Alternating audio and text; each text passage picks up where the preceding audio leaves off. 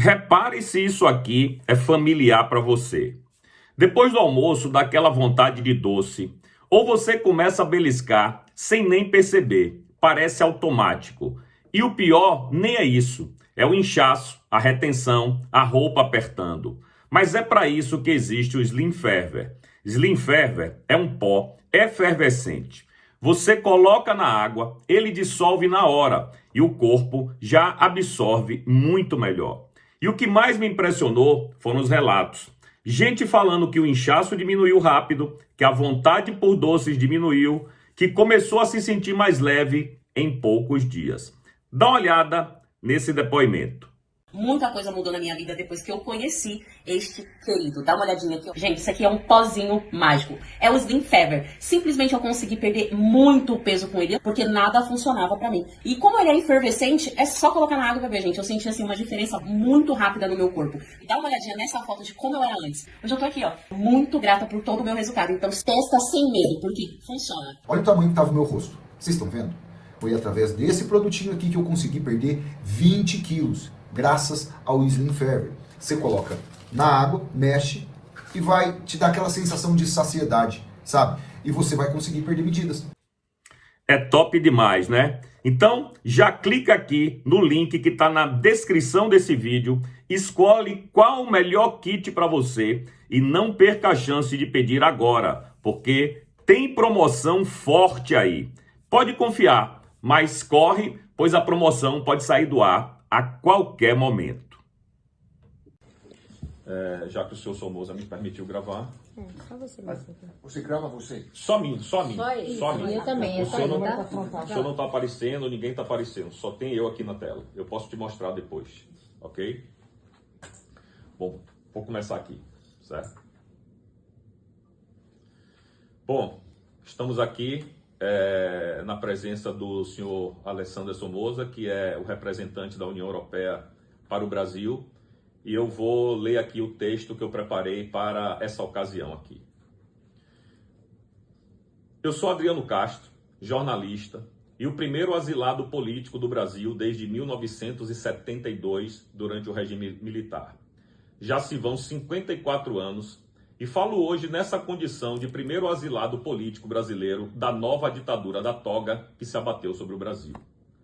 O asilo político foi reconhecido por um governo europeu, no caso a Polônia, e se um país concede um asilo político é porque reconhece que em meu país de origem já não existe mais democracia. Não deixei minha pátria por covardia ou por não gostar de meu país. Deixei porque permanecer significava abrir mão da minha liberdade, da minha consciência e do meu direito de expressar aquilo em que acredito. Cheguei à Polônia com o coração ferido, mas também com esperança. Fui acolhido por um povo que conhece, talvez melhor do que muitos, o peso das opressões e o valor da soberania nacional. Lá encontrei respeito, dignidade e proteção. Ao governo polonês, expresso minha mais profunda gratidão. Não recebi apenas um visto ou um documento. Recebi a chance de continuar falando, de continuar lutando, de continuar existindo como homem livre. Ser asilado político não é um título de honra, é uma marca de tempos sombrios. É a prova de que algo está profundamente errado quando um cidadão precisa atravessar oceanos para exercer direitos básicos. O que vivi e continuo vivendo é consequência de um ambiente em que a divergência passou a ser tratada como crime e a crítica como ameaça ao Estado. No Brasil, testemunhamos a censura crescente às redes sociais e a outros canais de brasileiros que ousam criticar o regime que se consolidou. Perfis são bloqueados, desmonetizados e conteúdos são retirados do ar sem transparência ou amplo direito de defesa. Plataformas como o YouTube tornaram-se palco de disputas judiciais que, sob o pretexto de combater a desinformação, acabam por silenciar vozes conservadoras e dissidentes. Não se trata apenas de uma disputa política, trata-se da essência da liberdade de expressão. A democracia não se mede pelo conforto das opiniões majoritárias, mas pela proteção das vozes incômodas. Quando o Estado passa a definir o que pode ou não ser dito, Quando magistrados assumem o papel de árbitros absolutos do debate público, o que temos não é mais um ambiente democrático saudável, é um sistema de controle. Eu vi jornalistas perseguidos e presos, influenciadores investigados, parlamentares constrangidos e que perderam suas cadeiras no parlamento, e cidadãos comuns intimados pela Polícia Federal por manifestarem suas opiniões. Vi contas bancárias bloqueadas, como a minha mesmo, passaportes retidos, perfis apagados, tudo isso cria um clima de medo. A opressão é o instrumento preferido de qualquer regime que não tolera oposição. Entre os casos mais emblemáticos está o do presidente Bolsonaro, que foi julgado em um julgamento sumário e condenado por seus inimigos declarados em um fórum onde ele sequer deveria estar, pois como ex-presidente jamais deveria ser julgado pela Suprema Corte. Exatamente como o atual presidente Lula, que por ser ex-presidente na época, foi julgado na primeira instância e não no Supremo Tribunal. Independentemente da concordância ou discordâncias políticas, o que está em jogo é o princípio da imparcialidade. Um Estado de Direito verdadeiro exige juízes independentes e distantes das disputas partidárias. Quando há a percepção ou convicção de que um julgamento é político e a confiança nas instituições se rompe.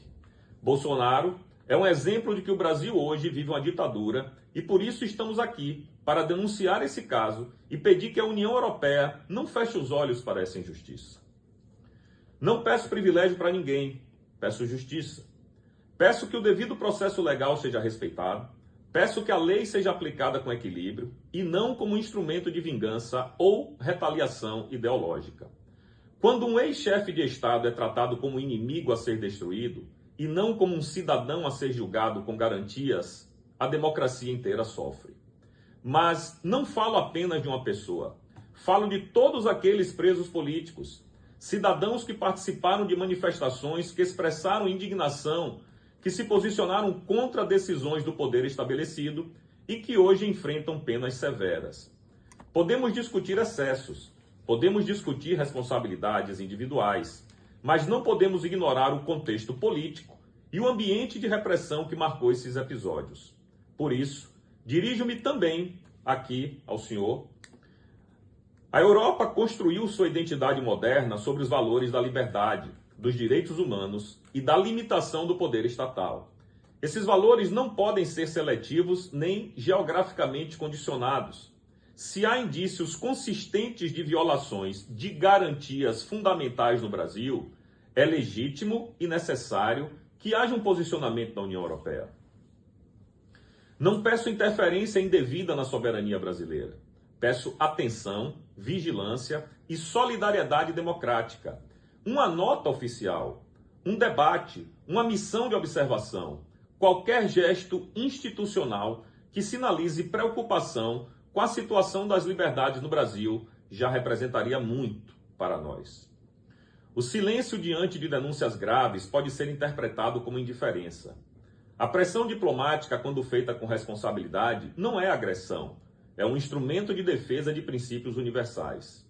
Se a União Europeia dialoga com diversas nações sobre direitos humanos, por que não dialogar também com o Brasil quando há questionamentos tão sérios? Minha bateria ficou cheia aqui. Quem puder continuar aí, desculpe. Se a União Europeia dialoga com diversas nações sobre direitos humanos, por que não dialogar também com o Brasil quando há questionamentos tão sérios? A amizade entre povos se fortalece quando é baseada na franqueza e no compromisso com valores comuns. Eu não perdi o amor pelo meu país. Ao contrário, foi por amor ao Brasil que me manifestei, que falei, que denunciei o que considero abusos. Não desejo conflito, não desejo instabilidade, não desejo caos. Desejo um Brasil reconciliado com sua própria Constituição, onde divergências políticas não sejam tratadas como ameaças existenciais. Hoje, vivendo fora da minha terra, compreendo ainda mais o valor da liberdade. A liberdade de acordar sem medo de uma ordem inesperada. A liberdade de expressar a opinião sem receio de censura. a liberdade de discordar do poder sem ser rotulado como inimigo da nação. Agradeço novamente a Polônia por me permitir continuar nessa jornada. Levo comigo a responsabilidade de honrar a hospitalidade recebida, agindo com respeito às leis e costumes locais e com compromisso à verdade que defendo.